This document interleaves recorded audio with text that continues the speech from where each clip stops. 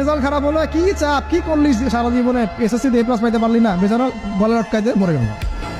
কি হয়েছে? SSC result খারাপ হয়েছে তো কি হয়েছে? জীবন এটাই সব কিছু? একটা না হয় দুর্ঘটনা ঘটে গেছে জীবনে, তাকে জীবন নষ্ট হয়ে গেছে নাকি?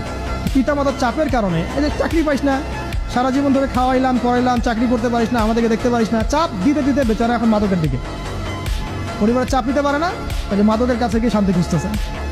তারপর ওই যে পতিতালয়ে গিয়ে শান্তি খুঁজতেছে, গার্লফ্রেন্ডের কাছে শান্তি খুঁজতেছে। তো পরিবার থেকে চাপের এই সংস্কৃতি বন্ধ করতে হবে।